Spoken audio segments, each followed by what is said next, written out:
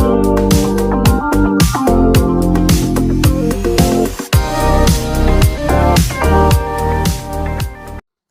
semua, salam sejahtera Malaysia. Tuan-tuan dan puan, kita tahu baru-baru ini viral berkaitan dengan kekecohan di Parlimen, di mana nama salah satu pimpinan Perikatan Nasional yaitu Radzi Jidin yang dilihat antara individu yang dapat dilibatkan dengan kekecohan yang berlaku di Parlimen. Nah, saudara-saudara, tuan-tuan dan puan, apa yang berlaku selepas kita mendengar kepimpinan PN terjerit-jerit di Parlimen? Hari ini pula, saudara-saudara, kejutan baru untuk Radzi Jidin dan semua kepimpinan Perikatan Nasional. Satu artikel dari Harapan Daily. Dalam artikel ini yang bertajuk Siasat Radzi, SPRM digesa. Wah, kita teringat pula berkaitan dengan siasatan SPRM. Suruhanjaya Pencegahan Rasuah Malaysia (SPRM) digesa untuk menyiasat dakwaan rasuah melibatkan ahli Parlimen Putrajaya Datuk Seri Dr. Radzi Jidin yang pernah menjawat jawatan Menteri Kanan Pendidikan di dalam pentadbiran terdahulu. Gesaan itu dilakukan UMNO Wilayah Persekutuan hari ini susulan ada dakwaan bahwa ahli Parlimen Putrajaya itu terlibat dalam pemberian kontrak penyelenggaraan sekolah dan pencetakan buku JQAF. Ketua Penerangan UMNO Wilayah Persekutuan Gulam Muzaffar Gulam Mustaqim mendedahkan beliau menerima 2 mesej tular di aplikasi WhatsApp 2 hari lalu mengaitkan Radzi dengan beberapa individu dalam pemberian kontrak berkenaan. Nah, baru saja selesai kekecohan di Parlimen, tiba-tiba berita ini pula di mana SPRM digesa untuk menyiasat Radzi Jidin berkaitan dengan pemberian kontrak ini, seperti apa yang dinyatakan di dalam artikel dari Harapan Daily ini. Mesej yang kita terima ini melibatkan 2 isu yang besar, di mana mesej ini perlu disiasat tentang isi kandungan dan juga kebenarannya. Mesej yang kita terima ini sebenarnya mempunyai mesej yang melibatkan kepentingan awam, dana dan juga wang negara.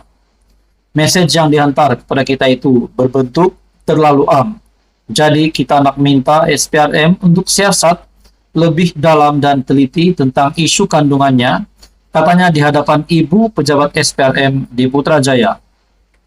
Berdasarkan kertas diperolehi, nama Radzi dikaitkan dengan pemberian kontrak kepada seorang kontraktor utama dikenali sebagai Dato' Chia yang didakwa membolot semua proyek selenggara sekolah. Modus operandinya dengan pergi ke sekolah berstatus Pusat Tanggungjawab PTJ dan menawarkan peruntukan ke sekolah secara terus daripada Kementerian Pendidikan tanpa melalui Jabatan Pendidikan Negara atau Pejabat Pendidikan Daerah PPD.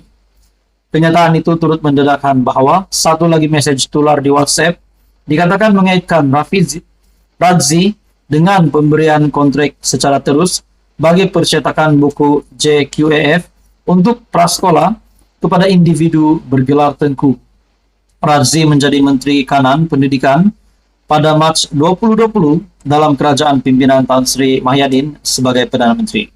Nah, sekali lagi nama PN disebut berkaitan dengan satu lagi gesaan SPRM untuk siasat kepimpinan PN ini. Dan bagi saya ini satu lagi kejutan baru untuk Muhyiddin Yassin sebagai Perdana Menteri pada ketika itu dan juga Radzi Jidin sebagai Menteri Kanan Pendidikan pada Mac 2020 di bawah pimpinan Muhyiddin Yassin ataupun di bawah pimpinan PN menjadi kerajaan.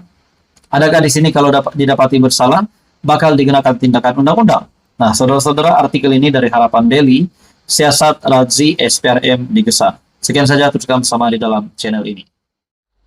Halo semua, salam sejahtera Malaysia. Selamat datang ke channel Fels Lifestyle.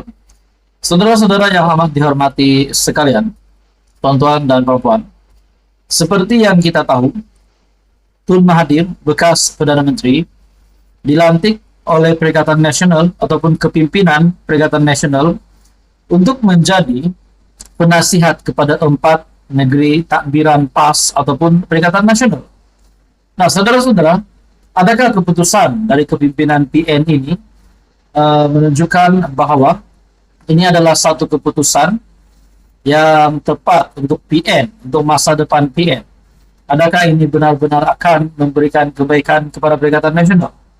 Bahkan setelah Tun Mahathir dilantik sebagai penasihat pun, timbul spekulasi berkaitan dengan tidak mustahil Tun Mahathir boleh jadi Perdana Menteri untuk kali yang ketiga. Dan ada yang kata, kenapa Tun Mahathir yang dilantik sebagai penasihat? Tidak adakah pemimpin-pemimpin sehebat Tun Mahathir di dalam kepimpinan Perikatan Nasional? Contohnya Hamzah Zainuddin sebagai Ketua Pembangkang, dan juga Muhyiddin Yassin sebagai pengurusi Perikatan Nasional, dan juga bekas Perdana Menteri juga yang sudah pasti mempunyai pengalaman yang hebat. Nah, saudara-saudara, satu artikel hari ini mengesahkan pernyataan dari Sanusi. Satu artikel dari Sinar Harian, Sanusi dakwa 4 negeri pembangkang dihalang sertai program kerajaan persekutuan. Nah, adakah 4 negeri ini? Ya, di mana negeri yang dinyatakan oleh PN sebelum ini, di mana penasihat bagi 4 negeri PN, 4 negeri PAS takbiran PN itu adalah negeri ini yang dinyatakan di dalam artikel ini. Menteri Besar Kedah Datuk Seri Muhammad Sanusi mendakwa Exco dari 4 negeri di takbir PN dihalang untuk sertai program anjuran kerajaan persekutuan. Sanusi berkata, larangan itu termasuk bagi Exco Sukan di negeri pembangkang yang tidak akan mempengurusikan Hari Sukan Negara peringkat negeri seperti sebelum ini. Sebaliknya, kata beliau, pelaksanaan program itu akan diserahkan kepada pejabat unit penyelarasan pelaksanaan ICU di bawah jabatan Perdana Menteri untuk melaksanakan program berkenaan di negeri pembangkang. Tapi DEPA nak pakai DO pegawai daerah di peringkat daerah, Exco Sukan DEPA tak mau pakai. DO DEPA nak nampak tak? Saya rasa tak sihat politik macam itu.